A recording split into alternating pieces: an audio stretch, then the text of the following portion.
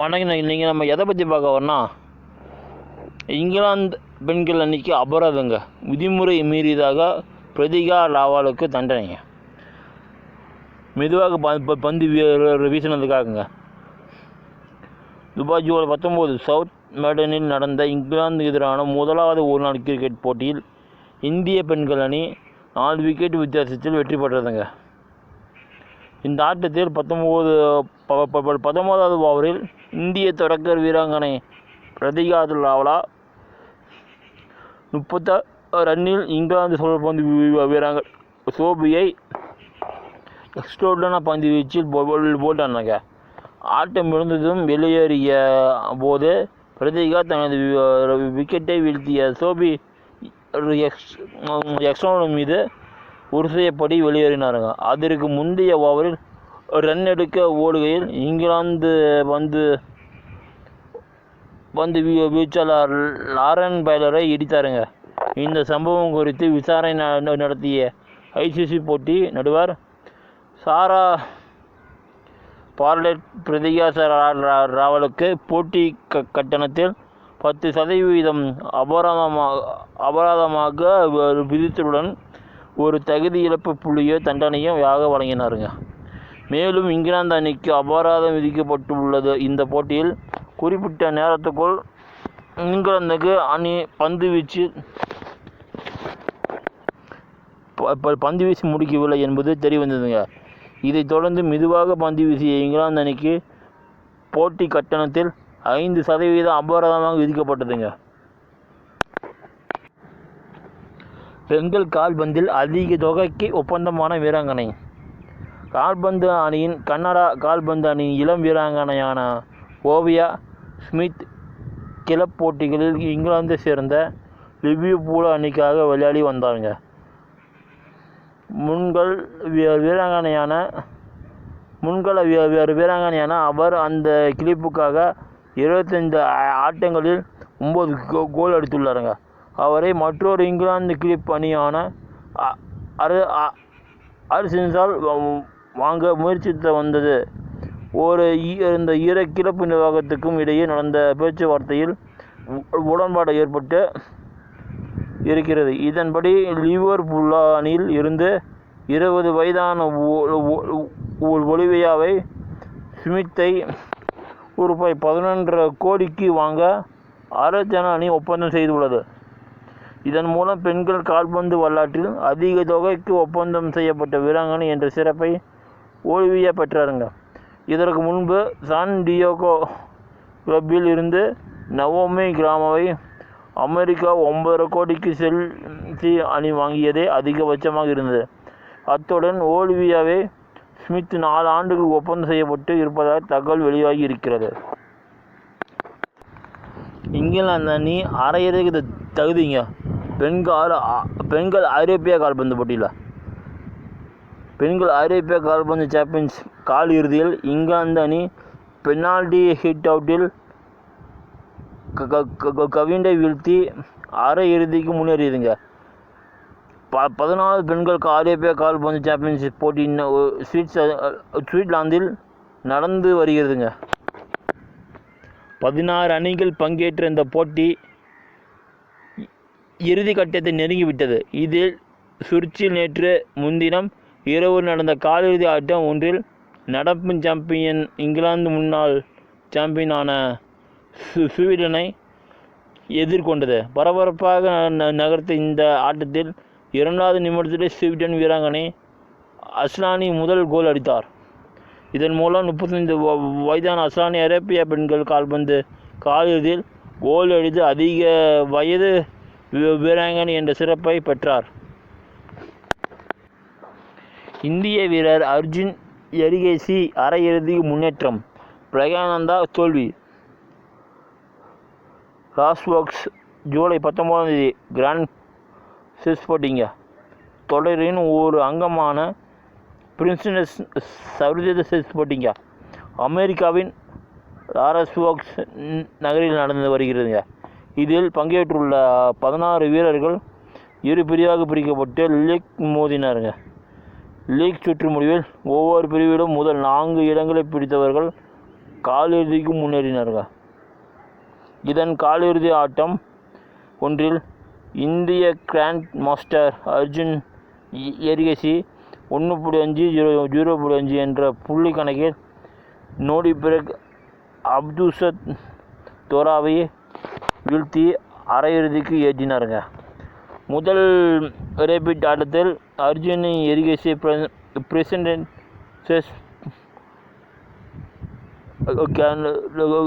Grand slam போட்டியில் அரையிறுதிக்கு முன்னேறிய முதல் இந்திய வீரர் என்ற சிறப்பை பெற்றார். மற்றொரு காலிறுதியில் தமிழக வீரர் பிரகானந்தா அமெரிக்காவின் பாபியானோ கருணாவுடன் மோதினார். இருவருக்கும் இடையிலான ஆட்டம் பரபரப்பாக நடந்ததுங்க. முதல் ஆட்டத்தில் பிரகானந்தாவும் அடுத்த ஆட்டத்தில் பாபியானோவும் கருணாவும் என இருவரும் மாறி மாறி வெற்றியை வசப்படுத்தினர். இந்த நிலை 6வது ஆட்டம் வரை நீடித்தது. 7வது ஆட்ட முடிவில் பிரகானந்தா 3-4 என்ற புள்ளி கணக்கில் தோல்வி கண்ட அரையிறுதி வாய்ப்பை இழந்தார். மற்ற காலிறுதி ஆட்டங்களில் லவோன் அரோனியன் அமெரிக்காங்க என்ற 2.5 என்ற புள்ளி கணக்கில் சக நாட்டு வீரர் இராக்க நகமுராவையும் ஹான்ஸ் ஸ்மோக் டீமன் 4 என்ற புள்ளி கணக்கில் ஐவேகர் செந்தாராவையும் தோற்கடித்தது அரையிறுதிக்கு அழைத்தனர். காலிறுதி வாய்ப்பை இழந்தவர்களுக்கான ஆட்டத்தில் நம்பர் 1 வீரர் மகான்ஸ் காரசன் 2-0 என்ற புள்ளி கணக்கில் இந்திய வீரர் விதித்து குஜராத்தியை தோற்கடித்தாருங்க.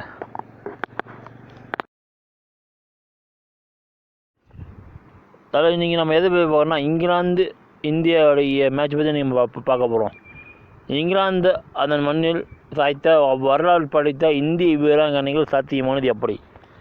இந்திய மகளிர் அணி கிரிக்கெட்டு வரலாற்றில் இங்கிலாந்து எதிராக அவங்களுடைய சொந்த மண்ணிலே T20 தொடரை வென்றிருக்கிறாங்க. இது எப்படி உறுதியானது? அதை பற்றி பார்க்க போகிறோம் விளக்கமாக. சில சமயம் பார்த்து பழகி ஒருவர் கையெழுத்து சட்டென மாறியிருப்பதை கவனித்திருக்கிறீங்களா? எழுத்து அதேதான், ஆனால் அதை எழுதிய வேகத்திலும் வளைவுகளிலும் பேனாமை அழுத்திய விதத்திலும் ஒரு புதிய தீர்மானமும் தன்னமைக்கும் தெரியும். இந்த முறை இங்கிலாந்துக்கு இந்திய மகளிர் அணியின் ஆட்டம் அப்படித்தான் இருந்தது. பார்த்து பழகி அதே நிலச்சட்டை, ஆனால் அந்த ஆட்டத்தின் கையெழுத்து முற்றிலும் புதியது. வரலாற்று பின்னணி இந்தியா இஸ் இங்கிலாந்து. இந்த சரித்திர வெற்றியை கொண்டாடுவதற்கு முன் இதன் வரலாறு முக்கியத்துவத்தை நாம் புரிந்து கொள்ள வேண்டும். இதற்கு முன் இங்கிலாந்துடன் மோதிய 35 T20 போட்டிகளில் இந்தியா ஜெயித்தது வெறும் 11 தான். குறிப்பாக இங்கிலாந்து மண்ணில் இந்தியாவின் நிலை இன்னும் சவால். 2022 வரை இங்கிலாந்து நடந்த 12 போட்டியில் இந்தியா வெறும் 4 வெற்றிகளையும் மட்டுமே பெற்றிருந்தது. இங்கிலாந்து மண்ணில் இந்தியா மகளிர் அணி ஒரு T20 தொடரை கூட வென்றிருக்கவில்லை. 65% வெற்றி விகிதம் கொண்ட இங்கிலாந்து சொந்த மண்ணில் ஒரு அசைக்க முடியாத சக்தி. ஆனால் கோட்டைகள் தகர்க்கப்படவே கட்டப்படுகின்றன. முதல் ஆட்ட நாக் அவுட் பஞ்ச் ஜூன் 28 ஒரு படத்தின் முதல் காட்சியை அதிலேயே அமைந்து விட்டால் ரசிகர்களின் சீட் நுனிக்கு வந்துவிடுவார்கள் அல்லவா? நாட்டிங்ஹாமில் நடந்தது அதுதான். அங்கே இந்திய அணி நிகழ்த்தியது ஒரு knock out match. Captain Harmanpreet இல்லை, தற்காலிக கேப்டன் ஸ்மித் மந்தனாவின் முகத்தில் ஒரு துளி பதற்றமும் இல்லை. டாஸ் வென்று பேட்டிங்கை தேர்ந்தெடுத்ததில் ஸ்மித் மந்தனாவின் தன்னம்பிக்கை தெரிந்து முதலில் களமிறங்கிய ஸ்மித் மந்தனா ஷஃபாலி வர்மா முதல் ஓவரிலிருந்து அதிரடியில் இறங்கினார்கள். ஸ்மிருதியிடம் பதற்றின் சாயல் துளியும் இல்லை. ஒரு தேர்ந்த சிறப்பு தேவையற்ற பகுதிகளில் ஒளி கொண்டு செதுக்கி எறிவது போல ஃபில்டர்களுக்கு இடையே இருந்த சின்ன இடைவெளிகளை கூட துல்லியமாக கணக்கிட்டு பவுண்டரிகளை விரட்டி வெறும் 62 பந்துகளில் 112 ரன்கள் குவித்தார்.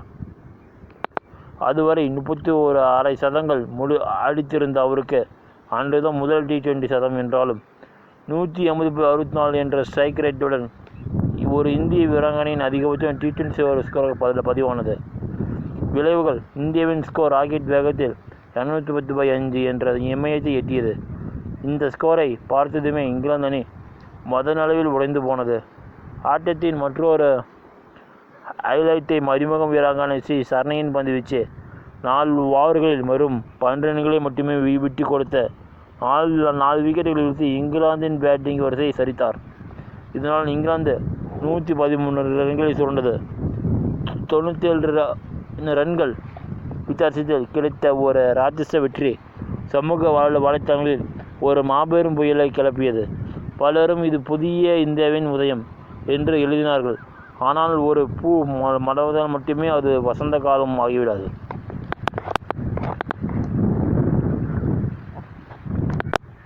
முதல் வெற்றியின் பாதை சில சமயம் தலைக்கு ஏறும். பிரிஸில் அதுதான் நடந்தது. 31 ரன்கள் ஸ்மித் ஷபாலி கொடுத்த கேப்டன் ஆர்மன்பிரீத் என முக்கியமான என்ற விக்கெட்டுகள் சரிந்தபோது சரி பழைய கதை ஆரம்பித்து விட்டது என்றே தோன்றியது. அப்போதுதான் ஜெமிமா ரோட்ரிக்ஸ்கிமா அமோஞ்சி தரும் கரும் ஜோடி சேர்ந்தார்கள். 100 ரன்களை மட்டுமே வரை அவர்கள் ஆடிய விதம் 100 அடி உயர்ச்சிலையின் சரிவை தாங்கி பிடித்த பாகுபலின் பலம். முதலில் சரிவை தடுத்து பிறகு மெதுவாக ரன் ரேட் எனும் இதய துடிப்பை சீராக்கி இறுதி கட்டத்தில் அதிரடியில் இறங்கி இந்திய அணியின் 189/4 என்ற கௌரவமான ஸ்கோருக்கு கொண்டு சென்றன. அடுத்த பந்து வீசிய இந்தியாவின் மத்தியம ஓவர்களில்தான் போட்டியில் திசையே மாறியது. தீப்தி சர்மாவும் சரணையும் பந்து வீசுகையில் இங்கிலாந்தின் ரன் ரேட் மெதுவாக குறைய தொடங்கியது. அவர்களின் சுழலில் சிக்கிய இங்கிலாந்து பேட்டர்கள் ரன் எடுக்க திணறியது. கண்ணை கட்டிவிட்டு ஓடச் சொன்னதும் போல இருந்தது. இறுதியில் 24 ரன் வித்தியாசத்தில் இந்தியா வென்றது. முதல் வெற்றியை விட இந்த வெற்றிதான் அதிக தன்னம்பிக்கையை கொடுத்தது. காரணம், இது சரிவிலிருந்து மீண்டும் வந்த வெற்றி. தொடர்ச்சியாக 2 வெற்றிகள் கோப்பையை கிட்டத்தட்ட கையில். இன்னும் ஒரே ஒரு வெற்றி போதும். இந்த மிதப்பு ஒரு ஆபத்தான மனநிலை. லண்டன் ஓவல் மைதானத்தில் அது நிரூபணமானது. இங்கிலாந்து 172 ரன்கள் எடுத்த போதும் இந்தியாவின் தொடக்கம் அமர்க்கலமாக இருந்தது. ஷபாலி வர்மா பவர் பிளேவில் பந்துகளை பதம் பார்க்க வெற்றி கிட்டத்தட்ட உறுதியாகிவிட்டது. கடைசி சில ஓவர்கள் வரை ஆட்டம் நம்ம பக்கம்தான் இருந்தது. ஆனால் கிரிக்கெட்டில் மொத்த கதையும் மாற்ற ஒரு சின்ன தவறு போதும். தேவையில்லாத ஒரு ஷாட், ஒரு ரன்அவுட் மிஸ் ஆன ஒவ்வொரு சின்ன பிள்ளைகளை தனது சவப்பெட்டிக்கு அணியாக இந்தியா அடித்து கொண்டது. கையில் இருந்து வெற்றியை 5 ரன் வித்தியாசத்தில் 166 கோட்டை விட்டது. வெற்றிகரமாக ஆட்டத்தை முடித்து வைக்கும் ஒரு ஃபினிஷர் இல்லாத குறை என்று அப்பட்டமாக தெரிந்தது. சில சமயம் தோல்வி கூட நல்லதுதான். அது நம்ம கால்களை மீண்டும் தரையில் ஊன்ற வைக்கும். 4வது ஆட்டங்க எதிர்பார்த்து கொண்டிருந்த அந்த நாள் ஒரு மாஸ்டர்ஸில் விழுந்தது. திரைப்படத்தின் கிளைமேக்ஸ்க்கு இணையான நெருக்கடி வென்றால், சரித்திரம் தோற்றால் தொடர சமமானகி கடைசி போட்டி வால்வசவா கதையாகிவிடும். ஒருவேளை அதிலும் தோற்றால் வெறும் கையுடன் இந்தியர்களின் சாபத்துடனும் வீட்டுக்கு செல்ல வேண்டியதான். என்ன செய்வது? பதற்றம் அவர்களின் மூச்சக்காற்றில் கலந்திருந்தது. ஆனால் இந்த முறை இந்திய அணி முந்தைய தவறுகளில் பாடம் கற்றிருந்தது. பந்து வீச்சாளர்கள் ஒரு அறுவை சிகிச்சை நிபுணரின் கட்சியுடன் ஒரு இங்கிலாந்து ரன் கோப்பை கட்டுப்படுத்தினார்கள். ராஜா யாதவின் 4 ஓவர் சுழல் பந்து 15/2 எதிரணியின் ரன் ரேட்டை இன்னும் ரத்தம் அழுத்தத்தை கட்டுப்பாட்டில் கொண்டு வந்தது. ரிசல்ட் 126 ரன்கள் என்ற எளிய இலக்கு. இந்த எளிய இலக்கு என சுலபமாக தெரிந்தாலும் அதை துரத்தும் போது அடிக்கடி சொதப்போது நம் வழக்கம். தொடக்க விக்கெட்டுகள் இருந்தபோது மீண்டும் அதவையும் தோற்றி கொண்டது. ஆனால் இந்த முறை மிடில் ஆர்டர் பேட்டர்கள் ஒரு அனுபவமிக்க மாலுமியை போல அணியின் கப்பலை நிதானமாக நகர்த்தினார். ஷபாலி வர்மாவின் அதிரடியும் 12 பந்துகளில் 30 ரன்கள் மிடில் ஆர்டரின் பொறுப்பான ஆட்டமும் சேர்ந்து இந்தியாவை 12 ஓவரிலே வெற்றி துறைமுகத்திற்கு கொண்டு சேர்த்தன. 6 விக்கெட் வித்தியாசத்தில் ஆட்டத்தையே 3-1 என்ற தொடரை கைப்பற்றி இங்கிலாந்து மண்ணில் முதன் முறையாக ஒரு T20 தொடரை வென்று புதிய சரித்திரத்தை படைத்தது இந்தியா. 5வது ஆட்டம். தொடரை வென்ற திருப்தியில் இந்தியாவுக்கு ஒரு சம்பிரதாய ஆட்டம். ஆனால் இந்தியா திகழ்த்தியது. ஒரு ஆபத்து நாடகம். இதில் வரும் நடிகை போல இந்திய வீரர்களும் களத்திற்கு வருவது பெவிலியனுக்கு திரும்புவதாக இருக்க, ஷபாலி வர்மா மட்டும் 41 பந்துகளில் 70 ரன்கள் விளாசி இந்திய அணியை 167 ரன்கள் என்ற ஸ்கோருக்கு கொண்டு வந்தார். இதில் வென்றால் எதுவும் மாறப்போவதில்லை என்றாலும் தங்கள் சொந்த மண்ணில் தன்மானத்தை காப்பாற்றிக் கொள்ள வேண்டிய ஒரு வெறி அவர்கள் ஆட்டத்தில் தெரிந்தது. அடுத்தடுத்து இந்தியாவின் பந்துவீச்சு ஒரு நகைச்சுவை திரைப்படம் போல இருந்தது. இந்தியாவின் பந்துவீச்சு ஒரு துளியும் எடுபடவில்லை. பவர் பிளேவில் ஒரு விக்கெட்டை கூட எடுக்க முடியாமல் 50 ரன்களை வாரி வழங்கியது. ஃபீல்டிங்கில் குழப்பங்கள் போதாத குறைக்க கேட்சுகள் வெறும் தவறப்பட்டுவிட்டன. இந்திய அணியில் கூடுதலாக ஒரு பவுலர் சேர்க்க வேண்டுங்க. ரெகானா ஒரு பேட்டிங்க. இங்கிலாந்துக்கு எதிரான 3வது டெஸ்டில் இந்திய அணியின் தோல்வி மற்றும் அதில் இருந்து மீளுவதற்கு என்ன செய்ய வேண்டும் என்பது குறித்து இந்திய கிரிக்கெட் அணியின் மூத்த வீரர் அஜியா ரெய்னா சில யோசனைகளை தெரிவித்துள்ளாருங்க. அவர் தனது யூடியூப் சேனலில் பேசுகையில், டெஸ்ட் கிரிக்கெட்டில் எப்போதுமே 4வது மற்றும் 5வது நாளில் பேட்டிங் செய்வது கொஞ்சம் கடினம் என்பதை நாம் எல்லோரும் அறிவோம். ரன் எடுப்பதும் எளிதாக இருக்காது. 3வது டெஸ்டில் இங்கிலாந்து பவுலர்கள் உண்மையிலேயே அபாரமாக பந்து வீசினர். நாம் முதலில் இன்னிங்ஸில் பெரிய ஸ்கோர் குவிக்க வாய்ப்பு கிடைத்தும் அதை தவற விட்டோம். அது மட்டுமின்றி இந்திய அணி கூடுதலாக ஒரு பவுலரை ஆடும் 11இல் சேர்க்க வேண்டும். ஏனெனில் டெஸ்ட் கிரிக்கெட் அல்லது தொடரையோ வெல்வதற்கு எதிரணியின் 20 விக்கெட்டுகளையும் வீழ்த்தி வேண்டியது அவசியம். பொதுவாக மதிய உணவு இடைவேளைக்கு முன்பாக 2-3 பந்துகள் மட்டுமே வீச வேண்டியிருக்கும். பொது ஃபீல்டர்கள் கொஞ்சம் லாக்காக இருப்பார்கள். ஆனால் அந்த சமயத்திலும் இங்கிலாந்து கேப்டன் பென் ஸ்டோக்ஸ் களத்தில் ரொம்ப தீவிரமாக இருந்தார். அவரது வேகமும் பந்தை பிடித்து துரிதமாக ரிஷப் பண்டை ரன் அவுட் செய்த விதமும் இங்கிலாந்தை மீண்டும் ஆட்டத்திற்குள் கொண்டு வந்தது என்றார். விக்கெட் கீப்பிங் செய்யாவிட்டால் ரிஷப் பண்டை சேர்க்கக்கூடாது. முன்னாள் பயிற்சியாளர் ரவி சாஸ்திரி சொல்கிறாருங்க. துபாய் ஜூலை 19 காயத்தால் அவதிப்படும் ரிஷப் பண்டால் விக்கெட் கீப்பிங் செய்ய முடியவில்லை என்றால் அவர் அடுத்த ஆட்டத்தில் விளையாடக்கூடாது என முன்னாள் பயிற்சியாளர் ரவி சாஸ்திரி வலியுறுத்தியுள்ளாங்க. ரிஷப் பண்டுக்கு காயம். இந்திய கிரிக்கெட் அணி இங்கிலாந்தில் சுற்றுப்பயணம் செய்து 5 போட்டிகள் கொண்ட டெஸ்ட் தொடரில் விளையாடி வருகிறது. இதில் லண்டன் லார்ட்ஸில் நடந்த 3வது டெஸ்டில் இந்திய அணியின் விக்கெட் கீப்பரும் துணை கேப்டனுமான ரிஷப் பண்ட் பாய்ந்து விழுந்து பந்தை பிடிக்க முயற்சித்த போது இடது கை ஆள்காட்டி விரலில் காயம் ஏற்பட்டது. அதன் பிறகு அந்த ஆட்டம் முழுவதும் அவர் விக்கெட் கீப்பிங் செய்ய வரவில்லை. இதனால் துருவ ஜுரல் விக்கெட் கீப்பர் பணியை கவனித்தார். ஆனால் பண்ட் பேட்டிங் மட்டுமே செய்தார். மான்செஸ்டரில் வருகிற 23 தொடங்கும் 4வது டெஸ்டிலும் அவர் விக்கெட் கீப்பிங் செய்வது சந்தேகம் தான். இதனால் அவர் ஒரு பேட்ஸ்மேனாக மட்டும் ஆடுவாரா என்ற கேள்வி எழுந்துள்ளது. இந்த நிலையில் ரிஷப் பண்டால் விக்கெட் கீப்பிங் செய்ய முடியவில்லை என்றால் விளையாடக்கூடாது என்று இந்திய அணியின் முன்னாள் பயிற்சியாளர் ரவி சாஸ்திரி கூறியுள்ளார். இது குறித்து ரவி சாஸ்திரி அளித்த ஒரு பேட்டியில், 4வது டெஸ்டில் ரிஷப் பண்டால் விக்கெட் கீப்பராக செயல்பட முடியாது என்றால் அவர் ஒரு பேட்ஸ்மேனாக மட்டுமே கள காணக்கூடாதா? எனில் பேட்ஸ்மேனாக இறங்கினார். அதன் பிறகு ஃபீல்டிங் செய்ததாக வேண்டும். ஃபீல்டிங் செய்தால் அவரது காயும் தன்மை மோசமாகிவிடும்.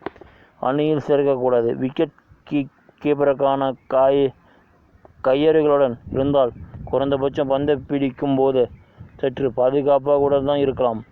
அது இல்லாமல் அவர் ஃபீல்டிங் செய்து காயமடைந்த விரலில் மீண்டும் அடிபட்டால் அது நன்றாக இருக்காது. அத்துடன் அவரது காயத்தின் தன்மையை மோசமாகிவிடும். அவர் கீப்பிங் மற்றும் பேட்டிங் செய்ய வேண்டும். அதில் ஒன்றை மட்டும் செய்ய முடியாது என்ற நிலை வந்தால் அவரை அணியில் சேர்க்கக்கூடாது. அவருக்கு விரலில் எலும்பு முறிவு ஏற்பட்டிருந்தால் ஓய்வு எடுத்துவிட்டு ஓவலில் நடைபெறும் கடைசி டெஸ்டுக்கு தயாராகட்டும்.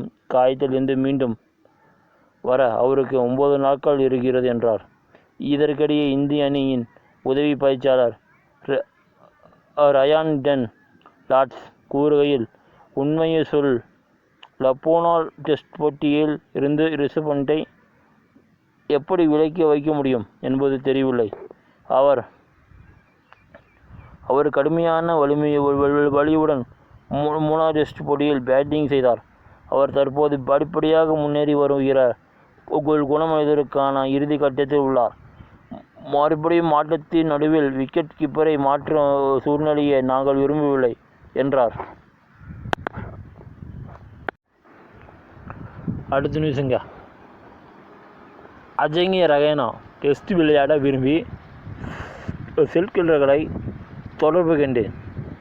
ஆனால் ரஹானே உள்நாட்டு போட்டிகளில் அர்ப்பணிப்புடன் செயல்பட்டு கம்பேக் கொடுக்க முயற்சிக்கப் போவதாக கூறுகிறார் அஜிங்கிய ரஹானே.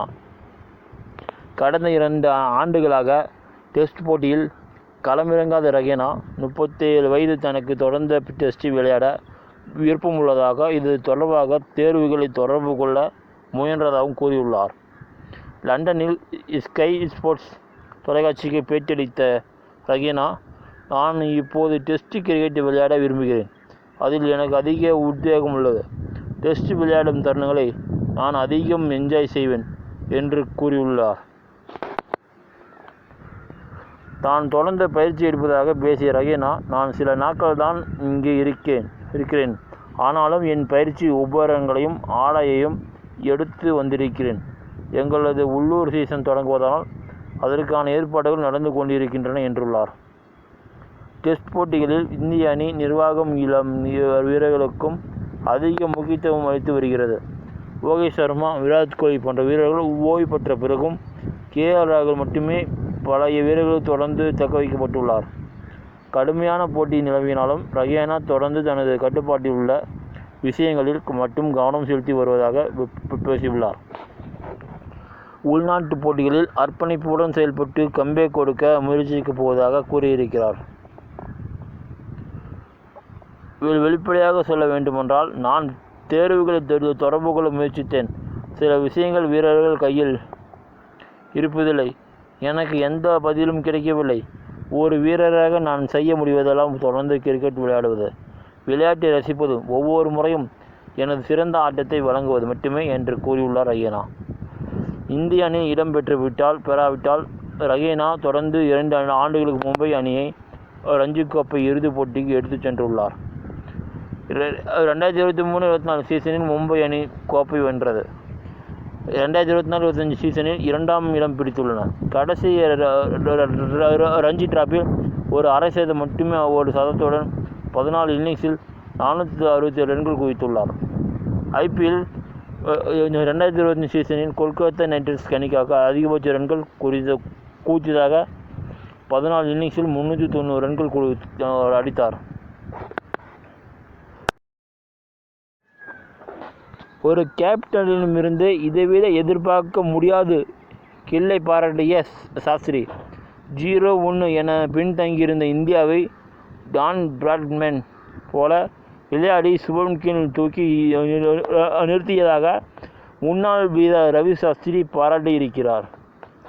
இந்திய கிரிக்கெட் அணி இங்கிலாந்தில் சுற்றுப்பயணம் மேற்கொண்டு 5 போட்டிகள் கொண்ட தொடரில் விளையாடி வருகிறது. இதில் நடைபெற்ற முதல் போட்டியில் இங்கிலாந்து வெற்றி பெற்றது. தொடரில் 1-0 என்ற கணக்கில் முன்னிலையில் இருந்தது. இதனையடுத்து இவ்விரு அணிகளும் இடையிலான இரண்டாவது போட்டியில் பிராமிங்கில் கடந்த 2ஆம் தேதி தொடங்கியது.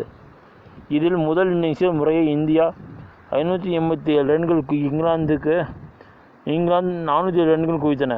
அது 150 ரன்கள் முன்னிலையுடன் இரண்டாவது இன்னிங்ஸை ஆடிய இந்தியா 6 விக்கெட்டுக்கு 427 ரன்னில் டிக்ளேர் செய்து 608 ரன்கள் வெற்றி இலக்காக நிர்ணயித்தது.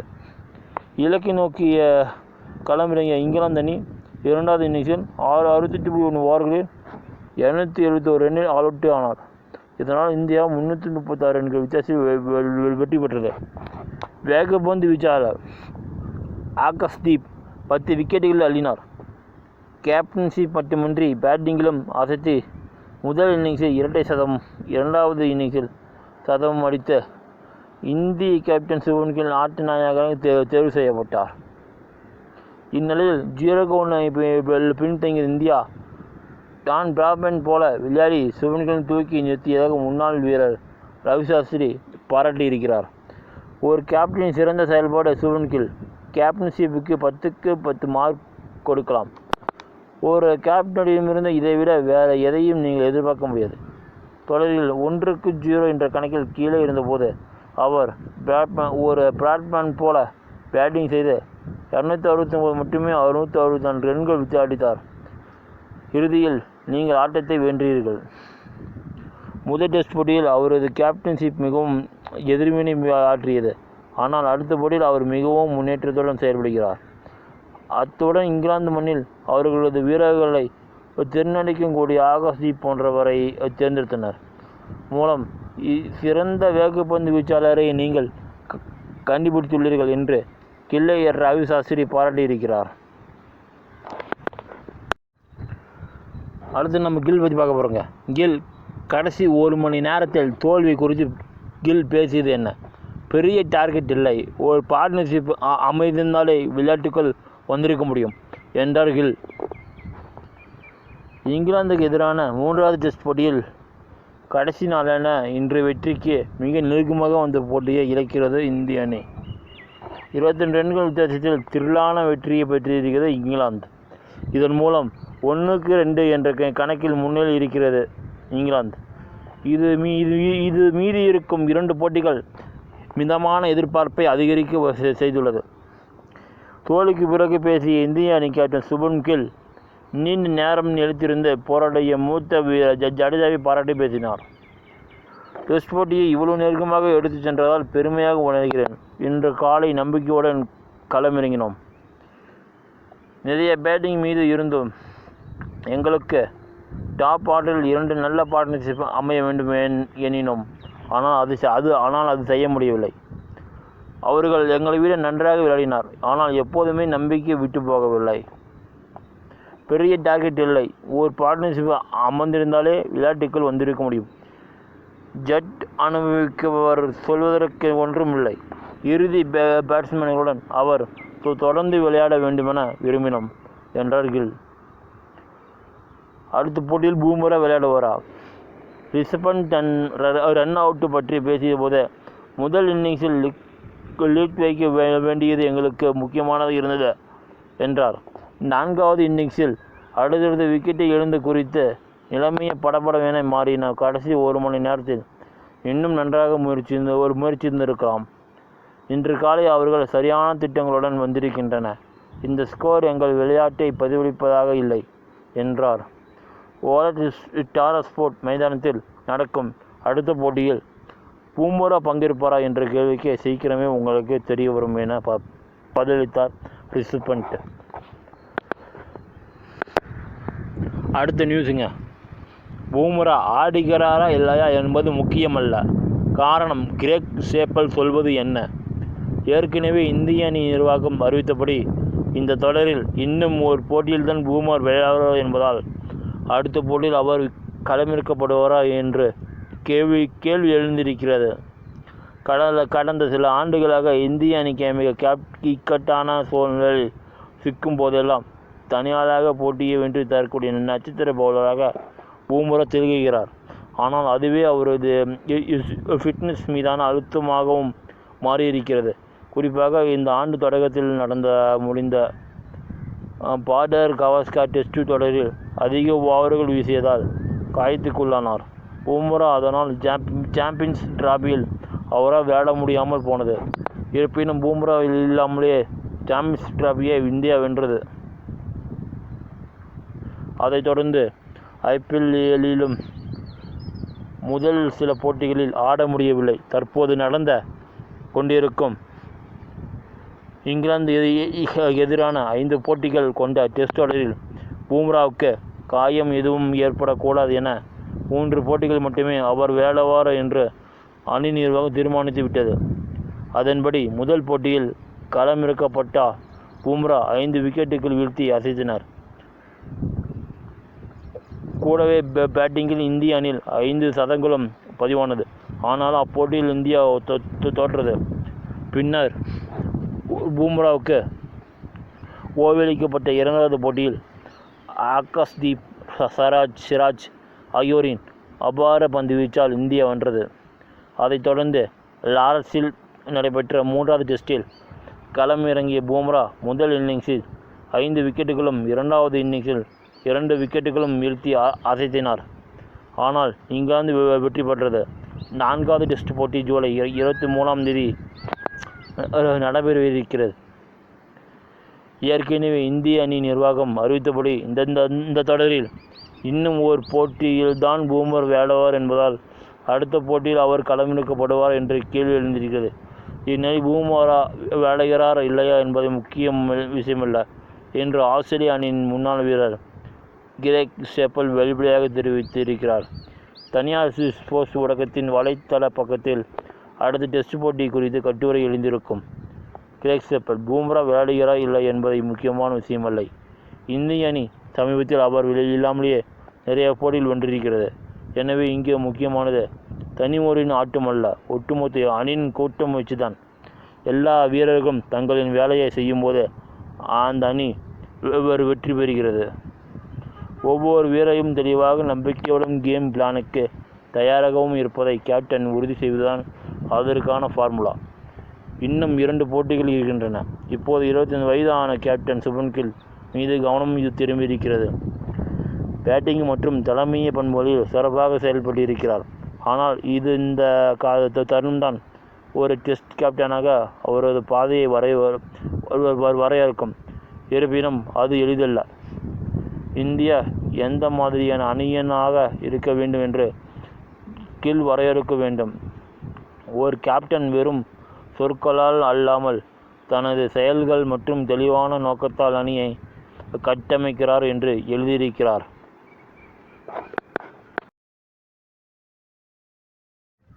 அடுத்த நியூஸுங்க. தமிழ் மக்கள் தலைமையில் தூக்கி வைத்து கொண்டாடும் இவர்கள் நெகிழ்ந்த சூப்பர் ஸ்டார். எனக்கு தெரிந்த 2500 3000 குழந்தைகளுக்கு வேள்பாரி நாவலிலிருந்து பெயர்கள் சூட்டப்பட்டிருக்கின்றன. உலகில் எந்த எழுத்தாளனுக்கும் வாசக சமூகம் இப்படி ஒரு கைமாறு வழங்கியிருக்குமா என்று எனக்கு தெரியவில்லை. முல்லைக்கு தேர் கொடுத்தான் பாரி எந்த ஒற்றை வரி வரலாற்றை தமிழக சமூகம் பாடநூல் அறிந்து வைத்திருந்தும் பாரி என்ற வரலாற்று நாயகனை தன் ஆய்வுகளாலும் புனைவு கலந்த சொல் வன்மையாலும் வேள்பாரி என்ற புதினமாக்கி ஆனந்த விகடனில் தமிழ் தேராக்கி அதில் வாரம் வாரம் வாசகர்களை அமர வைத்த தமிழ் உலா வந்தவர் சகாத்திய அகாடமி விருது பெற்ற எழுத்தாளரும் மார்க்சிஸ்ட் கம்யூனிஸ்ட் கட்சி எம்பியுமான சு. வெங்கடேசன். இணைய காலகட்டத்திலும் ஆனந்த விகடனில் 111 வாரங்கள் தொடரோடு இணைந்த வாசகர்கள் புத்தக தொகுப்பிற்கும் பெரும் ஆதரவளித்தார்கள். பாரியின் இரு வாப்புகளுக்கும் கபிலர் மட்டுமல்ல சு.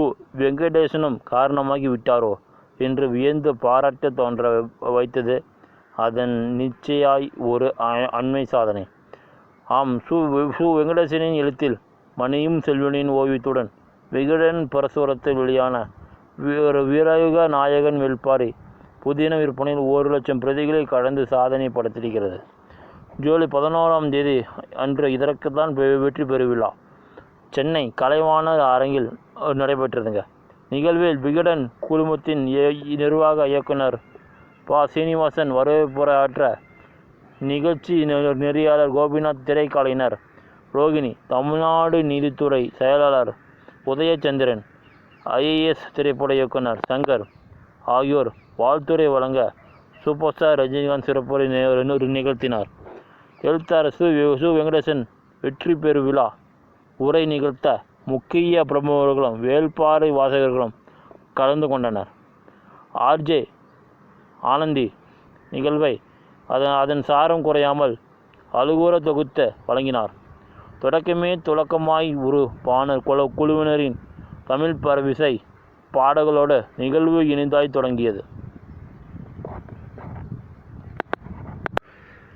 அதனைத் தொடர்ந்து வேள்பாரியில் இடம் பிடித்த கதாபாத்திரங்களான வேள்பாரி, ஆதினி, நீலன், ஆதன், அகூதை, சங்கவை, இழுமருதன், உதிரன், எவ்வி, கிள்ளி, சம்பாதேவி, பதுமன், பொருட்சுவை, மதுங்கன் உள்ளிட்ட பெயர்களை தங்கள் குழந்தைகளுக்கு சுட்டி அழகு பார்த்த பெற்றோர்கள் தாம் மம்மலை செல்வங்களோடு மேடை ஏறினர். கதாபாத்திரங்களை உருவாக்கிய சு. வெங்கடேசன் மற்றும் ஓவியம் மணி செல்வனுடன் புகைப்படம் எடுத்துக்கொண்டனர். குழந்தைகளுக்கு சிறப்பு பரிசினை வழங்கினார். திருக்கலைஞர் சசிகுமார் வரவேற்புரை வழங்கிய விகடன் குழுமம் நிர்வாகம் இயக்குனர் ப. சீனிவாசன், தமிழர் அறத்தை வீரத்தை மாண்பை இன்றைய இளைய தலைமுறைக்கு சொன்னது வீரயுக நாயகன் வேள்பாரி சு. வெங்கடேசன் எங்களுக்கு அமைந்தது. வரும் 2016 தீபாவளி சிறுபுதலில் தொடங்கிய வேள்பாரியின் பயணம் வெற்றி நடைபோட்டு 2018 புத்தகமாகவும் வந்து வாசகர்களின் ஆதரவை பெற்றது. 6 ஆண்டுகளில் 1,00,000 பிரதிகளை விற்று தீர்த்திருக்கிறது. ரசனையால் இதை சாத்தியமாக்கிய ஆனந்த விகடன் வாசகர்களுக்கு இருகரம் கூர்ப்பி நன்றி கூறுகிறேன். பொன்னியின் செல்வனுக்கும் ஒரு மணியும் என்றால் வேள்பாரிக்கு ஒரு மணியின் செல்வன். சு. வெங்கடேசன் தன் எழுத்தால் உயிர் கொடுக்க அந்த மாபெரும் தலைமுறைக்கு தன் துறையில் ஓவியம் கொடுத்தார். மணியும் செல்வன் ஆட்சியாளர்களை எப்படி ஆள வேண்டும் என்று இலக்கணம் வகுக்கிறது. வேள்பாரி எப்படிப்பட்ட ஆட்சியாளர்கள் ஆபத்தானவர்கள் என்பதை அடையாளம் காட்டுகிறது. உலகெங்கும் போர்களால் பேரழிவுகள் நிகழ்ந்து வரும் இன்றைய சூழலில் போருக்கு எதிராக தமிழ் மக்கள் முழங்கிய வரலாற்றை பேசுகிறது.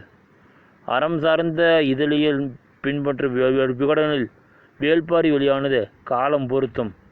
அடுத்த விழாவின் இலக்கு 10,00,000 பிரதிகள். ஒவ்வொரு தமிழரின் இல்லத்திலும் வேள்பாரி இருக்கும் நாள் வரும் என்றார். வாழ்த்துரை வழங்கிய கோபிநாத் வேள்பாரி என்ற பெயரை சொன்னபோதே அரங்கிலிருந்து வந்த கைத்தட்டல் வாசகர்கள் மனதில் எந்த அளவுக்கு ஊடியிருக்கிறதோ என்பதை சொல்கிறது. 7 ஆண்டுகள் ஆய்வு செய்து நாவலை படைத்திருக்கிறார் சு. வெங்கடேசன். ஒரு சுற்றுலா வழிகாட்டியைப் போல வாசகர்களின் அழைத்து சொல்கிறார். கபிலர் கைப்பிடித்து நீலன் அழைத்து சென்றார். அவர்கள் இருவரும் கையை பிடித்து சு. வெங்கடேசன் அழைத்து செல்வதைப் போல இருக்கிறது. அவர்களோடு சேர்த்து நம்மையும் அழைத்து சென்று கதை சொல்கிறார். அரசியல், நீதி, நிர்வாகம், கருணை, அறம், காதல், கல்வி, வஞ்சனை, துரோகம், ஆத்திரம், எரிச்சல், கவிதை என ஒற்றை புத்தகத்தில் அத்தனையும் பேசியிருக்கிறார். சங்க தமிழ் அகழ்வாய்வுகள், தமிழ் பாடங்கள், தமிழரின் போர் யுத்திகள் என பல ஆய்வுகள் செய்து எழுதியிருக்கிறார். தான் நேசித்த ஒன்றை, தான் பார்த்த ஒன்றை, தனது கற்பனையெல்லாம் தாண்டிய ஒன்றை தனது கட்டற்ற சுதந்திரத்தால் கிடைத்த உணர்ச்சியும் தவிப்பையும் வாசகர்களுக்கு கொண்டு சேர்ப்பது எளிதனல்ல. அது மிகவும் இயல்பாக வாய்த்திருக்கிறது இருவருக்கும் என்று நிகழ்ந்தார். வாழ்த்துரை வழங்கிய ரோகிணி 2000 ஆண்டுகால கூட்டு நினைவுகளின் படைப்பு இந்த வீரக நாயகன் வேள்பாரி முதல்வன் திரைப்படத்தில் ஒரு நாள் முதல்வராத போல் ஒரு நாளாவது பரம்ப மலைக்காட்டுக்குள் சென்று இருப்போம் என்று எல்லோரையும் இயங்க வைத்திருக்கிறது. சு. வெங்கடேசன் இழுத்து ஆத்திச்சூடிகளுடைய காடனைத்து வாழ்வும் பேதமற்ற வாழ்விலும் அப்படி நினைக்க வைத்திருக்கின்றன. வேள்பாரியில் சில பெயர்கள் மற்றவை ஆசிரியருடைய கற்பனை என்று அவரே சொல்லியிருக்கிறார். ஆனால் சு. வெங்கடேசன் 2 பெயர்களை நாம் முன் வைக்கிறார். உதிரன், இரவாதன் என 2 பெயர்களும் கீழடி அகழ்வாய்வில் கண்டெடுக்கப்பட்ட பெயர்கள். இந்த பெயர்கள் சுமார் 2300 ஆண்டுகளுக்கு முன்னால் பொன்னால் செய்யப்பட்ட பொருளில் எழுதப்பட்ட பெயர்கள். இந்த பெயர்கள் இலக்கியத்தில் வேறு எங்கேயுமே இல்லை. இந்த காலகட்டத்தில் எங்கள் தோழர் செய்த மிக முக்கியமான பணி என்று இதை நான் சொல்வேன். தேவாங்க மட்டுமல்ல, பாரியும் அப்படித்தான் என விலை கொடுத்தாலும் சினம் கொண்டாலும் வீழ்ந்தும் பணிந்தாலும் திசை மாற மாட்டான் என்று பாரி குறித்து கபிலர் கூறுவார். சமூக நீதி எனும் திசை மாற மாட்டும் என உறக்கம் சொல்லும் தமிழ்நாடு அப்படிதான் என முத்தையப்பாக சொன்னார். வாழ்த்துரை வழங்கி பேசிய உதயச்சந்திரன் IAS வேள்பாரி என்ற சொல்லுக்கு மருத்துவமனையில் அறுவை சிகிச்சை செய்து கொண்டு ஒரு நபரின் மதியை மயக்கி வரவழைக்கும் வல்லமை இருக்கிறது. இதோ வந்திருக்கிறேன் வேள்பாரி கரு உருவானதிலிருந்து ஆசிரியருடன் தொடர்ந்து பயணித்து கொண்டிருக்கிறேன். வரலாறு தன்னுடைய நாயர்களை தானாகவே தேர்ந்தெடுத்து கொள்கிறது. வரலாறும் சமூகமும் தன் தேவை என்ன என்பதை முடிவு செய்து அதற்கான படைப்பை எழுத்தாளரையும் பொருளை தலைவரையும் தேர்வு செய்து கொள்ளும். அதற்கு வரலாற்றில் உதாரணங்கள் இருக்கின்றன. வேள்பாரியின் வெற்றியே தமிழ் சமூகத்தின் ஏக்கம் எதிர்பார்ப்புகள் என்ன என்பதை கடந்த 10 ஆண்டுகளை கவனித்தால் புரிந்து கொள்ள முடியும். தமிழக சமூகம் என மொழியை பண்பாட்டையும் மீட்க துடிக்கும். அதற்கு உறுதுணையாக வேள்பாரி இருந்து என்றார். இயக்குனர் சங்கர் தன் வாழ்த்துறையில் ஆனந்த விகடன் நிர்வாகம் இயக்குனர் சீனிவாசன் ஒருமுறை என்னிடம் ஆனந்த விகடனில் வேள்பாரி என்ற ஒரு நாவல் வாரம் வாரம் வந்து கொண்டிருக்கிறது. அதை படித்தால் படம் பார்க்கிற மாதிரியே இருக்கிறது. நீங்கள் எடுத்தால் நன்றாக இருக்கும் என்றார்.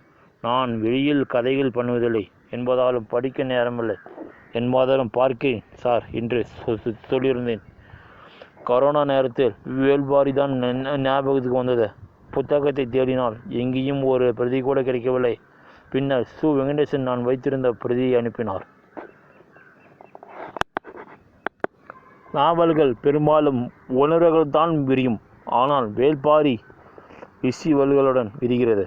சில் அவுட்டில் அறிமுகமாகும் பாரியில் ஆரம்பித்த 4 வருடங்களுக்கு ஒரு முறை தோன்றுகின்ற ஒளிவால் வட்டாற்று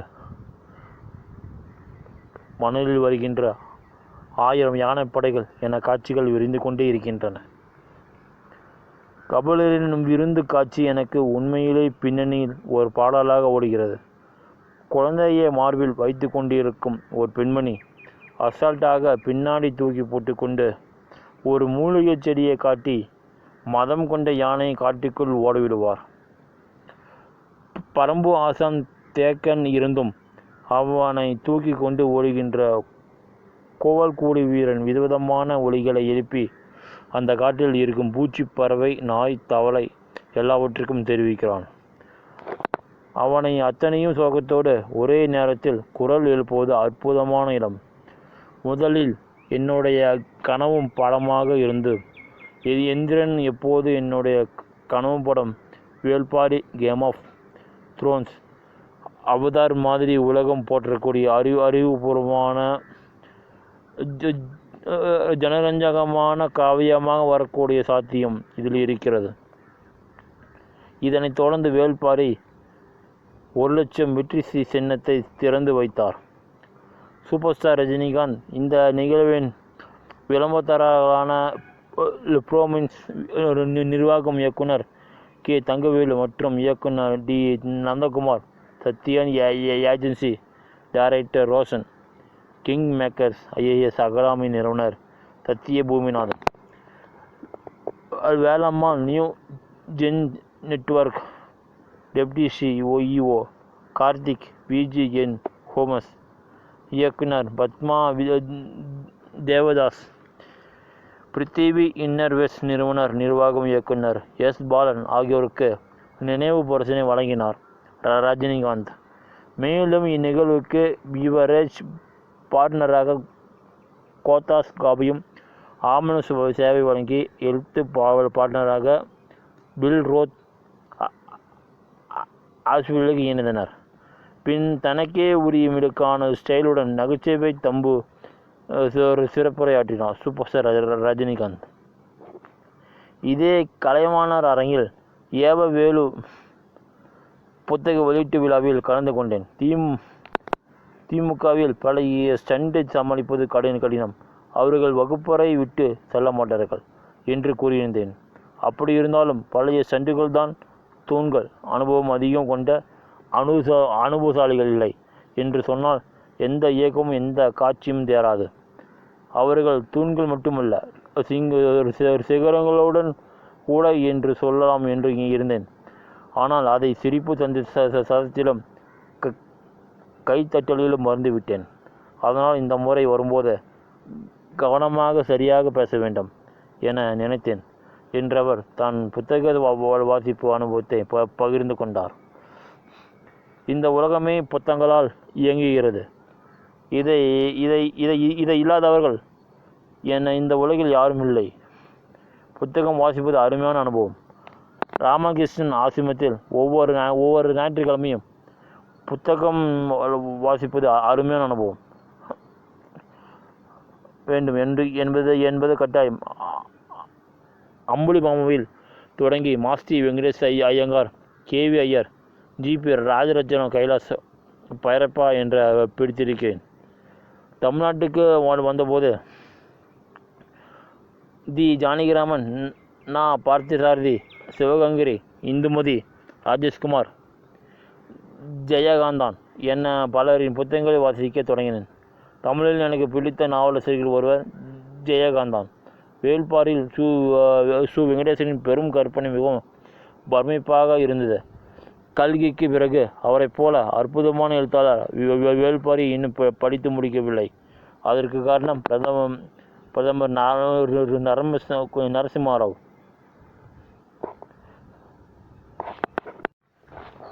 அடுத்த நியூஸுங்க. மதுரையில் புரோட்டா கற்றுக்கொண்ட நித்யா மேனனுங்க. விஜய் சேதுபதி சாருடன் ஜோடி போட வேண்டும் என்றது மிகவும் சந்தோஷமாகிவிட்டது. இதற்கு முன் மலையாளத்தில் ஒரு படத்தில் அவருடன் நடித்திருக்கிறேன். எந்த ஒரு காட்சிக்கும் அதன் அவசியத்தை உணர்த்தி விட்டால் போதும், அதற்கடுத்த அந்த கேரக்டருக்கு என்னால் நியாயம் செய்துவிட முடியும்.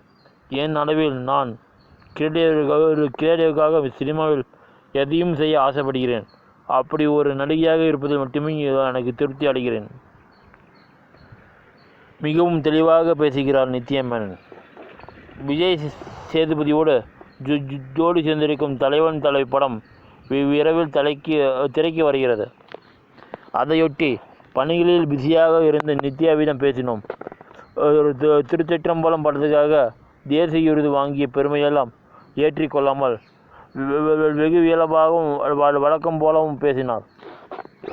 பாண்டியராஜன் சார் இயக்கத்தில் வெளியாகியிருக்கும் தலைவன் தலைவி படத்தில் என்னுடைய கேரக்டர் பேரரசி இதை பற்றி இயக்குனர் எனக்கு விவரித்த போது, இதை நம்மால் சரிவர் செய்து விட முடியுமா என்று சந்தோஷமாகவே தான் இருந்தது, கொஞ்சம் சந்தேகமாக தான் இருந்தது. பேரரசி எல்லாரும் வீட்டிலும் இருக்கிற பெண்தான், நீங்கள் செயல்தான் என்றாக இருக்கும் என்ன அழுத்தம் கொடுத்து சொன்னார். இயக்குனர் சரி என்று தைரியமாக நானும் ஏற்றுக்கொண்டேன். கதையை கேட்டதும் ஒரு எனர்ஜி வந்தது. ஒரு கேரக்டர் நடிப்பது என்றால் முன்பேலும் ஒரு விஷயம் மனதில் போடும். இந்த தடவை அப்படி எல்லாம் யோசிக்காமல் இயக்குனர் பாண்டியராஜா சார் சொல்லுவதை மட்டுமே செய்வது என தீர்மானித்தேன். அவர் சொல்வதை அப்படியே என் உடல் மொழியில் திருப்பி செய்தேன். இந்த படத்தில் வருவது போல கிராம சூழ்நிலையில் நான் வாழ்ந்தேன் இல்லை. பாண்டியராஜா சார் விவரித்த அனைத்தையும் செய்தேன். தற்போது வெளியாகியிருக்கும் ட்ரெய்லர் பார்த்த பிறகு எல்லாம் நிறைவாக இருக்கிறது. பேரரசர் கேரக்டர் இதற்கு முன் நான் செய்யாவதில் இருக்கும். விஜய் சேதுபதி சாருடன் ஜோடி போட வேண்டும் என்றதும் மிகவும் எனக்கு சந்தோஷமாகிவிட்டது. இதற்கு முன் மலையாளத்தின் ஒரு படத்தில் அவருடன் நடித்திருக்கிறேன். ஷூட்டிங் ஸ்பாட்டில் விஜய் சேதுபதி சாரும் பாண்டியன் சாரும் சகஜமாக வைத்திருந்தார்கள். படப்பிடிப்புக்கு இடையில் பாண்டியராஜ் சார் தன் வாழ்க்கையில் நடந்த பல விஷயங்களை சொல்வார். அதையெல்லாம் நமக்கு பல பாடங்களை கற்பிக்கும் வகையில் இருந்தன. அவர் வளர்ந்து வந்த கதைகளே அவ்வளவு அருமை. அது எல்லாவற்றிலும் ஒரு காமெடியும் இருக்கும் என்பதுதான் ஹைலைட். பாண்டியராஜன் சார் பேசும்போது அந்த இடம் சிரித்திருக்கிறேன். மதுரையின் ஷூட்டிங்கில் நடந்தபோது கிடைத்த இடைவேளைகள் நிறைய கோயிலுக்கு போனேன். மதுரை மக்களை ரொம்பவும் பிடித்தது. அவர்களுடைய எளிமை மிகவும் அழகாக இருக்கிறது. மதுரையில் புரோட்டா போடுவது பற்றியெல்லாம் கற்றுக்கொண்டேன். சுவைக்காக நிறைய புரோட்டாக்கள் சாப்பிட்டேன். நெகட்டிவ் கேரக்டர்கள் செய்ய வேண்டும் என்று நினைத்துட்டான் சிலவற்றை நான் முயன்று பார்த்தேன். ஆனால் சரியாக அமையவில்லை. அப்படி ஒரு கேரக்டர் அமைய வேண்டும் என்கிற ஆசை இருந்து கொண்டே தான் இருக்கிறது. நான் எழுதிய நானே அப்படி செயல்தான் சரியாக வரும் போலிருக்கிறது. தேசிய விருது வாங்கிய பிறகு உங்களுக்கு நான் வரக்கூடிய கேரக்டர்கள் எப்படி அமைகின்றன? இந்தி படங்களுக்காகவும் OTT படங்களுக்காகவும் எனக்கு சில ஸ்கிரிப்டுகளை அனுப்பியிருக்கிறார்கள். படித்து கொண்டிருக்கிறேன். தேசிய விருது வாங்குவதற்கு பின் என எந்த வித்தியாசமும் எனக்கு தெரியவில்லை. என் கதைகளை நானே கேட்கிறேன். வேறு யாரோ என் சிறப்பாக கதை கேட்டு முடிவு எடுப்பதை நான் செய்வதில்லை. நானாக கதை கேட்டு நன்றாக உள்வாங்கி கொள்வேன். அதன் பிறகுதான் ஒப்புதலை தெரிவிப்பேன். சினிமாவில் நடிக்க ஆரம்பித்த காலத்திலிருந்து என் பட முடிவுகளை நான் மட்டுமே எடுத்து வருகிறேன்.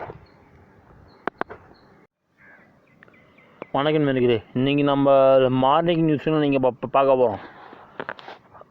ரஜினி படம் அழைப்புக்காக காத்திருக்கும் தமனாங்க.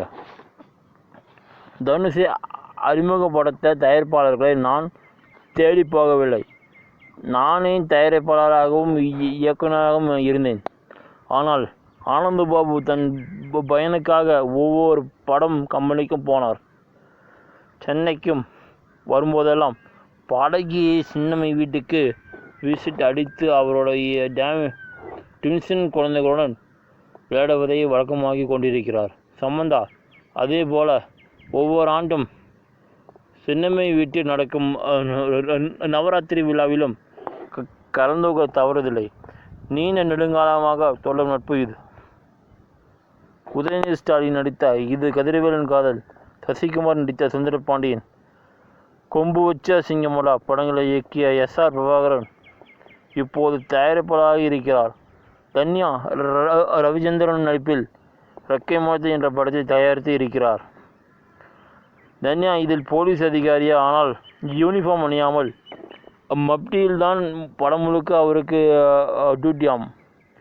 முழுக்க இந்தி படங்களையே அதிக கவனம் செலுத்தி வருகிறார் தமனா. அங்கே ரோஹித் ஷெட்டி, சித்தார்த் மல்கோத்ரா ஆகியோரின் படங்களில் நடித்து வரும் அவர் சமீபத்தில் வெளியாகிய ஓடிக்கொண்டிருக்கும் அஜய் தேவ்கனின் ரைட் 2 படத்தில் ஒரு பாடலுக்கு ஆட்டம் போட்டியிருக்கிறார்.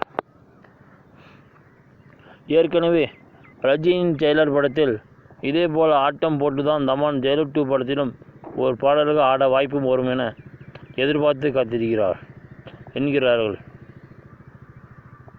ஒரே நேரத்தில் 3 படங்களில் நடித்து வருகிறார். ராகவா லாரன்ஸ் அவரது ஹிட் ஜனரான காஞ்சனா 4 படத்தை தயாரித்து நடித்து வரும் அவர் அப்படியே லோகேஷ் கனகராஜ் தயாரித்து வரும் பென்ஸ் படத்தின் படப்பிடிப்பிலும் பிஸி. இவற்றுடன் பெயரிடப்படாத ஒரு தெலுங்கு படத்திலும் நடித்து கொண்டிருக்கிறார் லாரன்ஸ். நாகேஷ் பேரனும் ஆனந்த் பாபுவின் மகனுமான கஜேஷ் நாகேஷ் ஹீரோவாக நடித்திருக்கும் படம் உருட்டு. அந்த படம் விழாவுக்கு வந்திருந்த இயக்குனர் கஸ்தூரி ராஜா தனுஷை அறிமுகப்படுத்த தயாரிப்பாளர்களை நான் தேடி போகவில்லை. நானே தயாரிப்பாளராகவும் இயக்குனராகவும் இருந்தேன். ஆனால் ஆனந்த் பாபு தன் பையனுக்கு ஒவ்வொரு படம் கம்பெனிக்கு போனார். அந்த தந்தையவனுடைய வழி எனக்கு தெரியும். அவர் மகன் நடிக்கும் இந்த படத்தை வெற்றி பெற செய்ய வேண்டும் என்று பேசவும் மேடையில் நெக்குருகி உட்கார்ந்தார் ஆனந்தபாபு. தலைவன் தலைவி படத்தின் மூலம் விஜய் சேதுபதி இயக்குனர் பாண்டியராஜா இடையேயான நட்பு வெகுவாக வலுத்திருக்கிறது. 2009 பாண்டியராஜ் சாரை எனக்கு தெரியும். நான் தென்மேற்கு பருவக்காற்று படத்துக்காக தேசிய விருதை வென்ற போது இருவரும் சந்தித்து பேசியிருக்கிறோம். இப்போது அவரது படத்தில் நடித்திருப்பது எனது கரியரில் ஒரு மிகப்பெரிய வட்டம் நிறைந்தது போல இருக்கிறது என்று நெகிழ்கிறோம். விஜய் சேதுபதி இருவரும் மீண்டும் இணைவதற்கான சூழலும் உருவாகி இருப்பதாக கோரப்படுகிறது. அடுத்த நியூஸுங்க. சிவாஜி சாருக்கு அன்னைக்கும் 103 டிகிரி காய்ச்சல். என் ஆசராசாவே அனுபவம் சொல்லும் கஸ்தூரி ராஜா. அவரோட படம் பண்ணும்போது தான் நான் ஒரு இயக்குனர் என்பதையே ஒத்துக்கிட்டேன். அப்படி ஒரு அனுபவம் இனிமேல் நமக்கு ஏற்பட போகிறது இல்லை. அப்படி ஒரு நடிகர் இனிமேல் வரப்போகிறதும் இல்லை. சினிமா உலகின் சிகரம் நடிகர் திலகம் சிவாஜி கணேசன் அவரது 24வது நினைவு தினம் இன்று கஸ்தூரி ராஜாவின் இயக்கத்தில் என் ஆசா ராசாவே என்ற படத்தில் அவர் நடித்திருந்தார். நடிகர் திலகத்தின் நினைவுகளை குறித்து கஸ்தூரி ராஜாவிடம் கேட்டோம். கனத்த இதயத்துடன் பேச ஆரம்பித்தார். சினிமாவை தவிர வேறு எதிலும் அவர் கவனம் இருக்காது. இதுவரைக்கும் 25 படங்கள் டைரக்ட் பண்ணியிருப்பேன். அதில் முத்தாயப்பான ஒரு அனுபவமான நடிகர் திலகத்தோட பணியாற்றி தான் அவருடைய பணிபுரிந்த அனுபவங்களை சொல்கிறது வார்த்தைகளே கிடையாது. அவரோடு படம் பண்ணணும் போது தான் நான் ஒரு இயக்குனர் என்பதை நான் ஒத்துக்கிட்டேன். அப்படி ஒரு அனுபவம் இனிமேல் நமக்கு ஏற்பட போவது இல்லை. அப்படி ஒரு நடிகர் இனிமேல் வரப்போகிறதும் இல்லை. சினிமாவை தவிர வேறு எதிலுமே அவர் கவனம் இருக்காது. என் ஆசா ராசா படப்பிடிப்புக்கு அவர் அதிகாலை 6:50க்கே மேக்கப்போடு இருந்து ஒரு நாளும் தவறுனதில்லை. அவரோட டேக்கில் வசனம் உச்சரிப்புகளினாலே முக அசைவுகளினையோ ஒரு டேக்கு கூட ரீடேக் போனதில்லை. நடிப்பின் மீது அவருக்கு இருந்த ஈடுபாடு ஒரு பிரமிக்க வச்சிடுச்சு. இது இப்போல்லாம் நடிகர்கள் ஒரு ஸ்டார்ட் முடிஞ்சும் உடனே கேரவனுக்கு போயிடுவாங்க. ஆனால் அவர் ஒரு ஷாட்டு முடிஞ்சாலும் கூட படைப்பு நடக்கும் இடத்தை விட்டு வெளியே எங்கேயும் போக மாட்டார். ஒரு சேரை போட்டு அங்கேயே உட்காந்து மற்ற நடிகர்கள் எப்படி நடிக்கிறாங்கன்னு எப்படி பேசுகிறாங்கன்னு என்பதையும் அந்த ஷார்ட் அண்ட் டைரக்டர் என தப்பு பண்ணுறானோ கவனிப்பார். அதன் பிறகு அவர் ஷாட்டில் நடிக்கும்போது எல்லாரும் தப்பையும் செய்ய மாதிரி அழகாக நடித்து வரும். இதுதான் அனுபவமான புரிய வச்சுட்டு வரும். இன்னொரு முக்கியமான சம்பவம் ஒன்று சொல்கிறேன். ஒரு நாள் சிவாஜி கார்டனில் படப்பிடிப்பு. அதற்கு அடுத்த நாள் சிவாஜி சாரோட காம்பினேஷன் மற்றும் ஒரு நடிகர்கள் தெரிந்த நடிக்கிற ஷார்ட் படமாக்குன்னு. ஆனால் முதல் நாள் சாயந்தரமாக அவர் வீட்டில் இருந்து வந்தது. சிவாஜி சாருக்கு கடுமையான காய்ச்சல். ஷூட்டிங்கை ஒரு நாள் தள்ளி வச்சுட முடியுமான்னு கேட்டாங்க. சரின்னு சொல்லி ஷூட்டிங்கை கேன்சல் பண்ணிட்டோம். ஆனால் அன்னைக்கு நடுராத்திரியில் அவர் வீட்டில் இருந்து ஃபோன் பண்ணுறாங்க. எல்லோரும் அசம்பிள் ஆகிறதுக்கு எவ்வளோ சிரமம் தெரியும். அதனால் ஷூட்டிங்கு தடை போட வேண்டாம், நாளை வந்துடுறேன்னு சொன்னாங்க. ஃபோனில் சொன்னாங்க. மறுநாள் அவர் படப்பிடிப்புக்கு வரார். அவரோட மூக்கிலும் கண்களையும் நீர் ஊற்றுது. 103 டிகிரி கடும் காய்ச்சலும் வந்து நடித்து கொடுத்து போனார். அதை தான் சிவாஜி என்கிறார் நெகிழுடன். சினிமா வீடியோக்களின் பிரத்யேகம். அடுத்தது நம்ம எந்த நியூஸ் பார்க்க போனால், ராஜமௌழி என் படங்களில் பாகுபலி 6 விட எனக்கு பிடித்த படம் ராஜமௌழி ஓப்பன் டாக்குங்க. தான் இயக்கியதில் தனக்கு பிடித்த திரைப்படம் குறித்து பேசியிருக்கிறார் இயக்குனர் ராஜமௌழிங்க. பாகுபலி 6 விட போன்ற திரைப்படங்கள் மூலம் பிரம்மாண்டத்திற்கு பெயர் போன இயக்குநராக மாறிவிட்டார் இயக்குனர் ராஜமௌழிங்க. அந்த வரிசையில் மகாபாரத கதையை 10 பாகங்களாக எடுக்க திட்டமிட்டிருப்பதாக கூறியிருக்கிறாருங்க. தற்போது தெலுங்கு முன்னணி நடிகர் மகேஷ் பாபுடன் இணைந்து தனது அடுத்த படத்தை இயக்கி கொண்டிருக்கிறாருங்க. இந்நிலையில் தனக்கு பிடித்த திரைப்படம் குறித்து பேசியிருக்கிறார் ராஜமௌழி. நான் பாகுபலி மற்றும் மாவீரன் உள்ளிட்ட பிரம்மாண்டான திரைப்படங்களை இயக்கியிருந்தாலும் நான் திரைப்படம் தான் எனக்கு பிடித்த திரைப்படம்.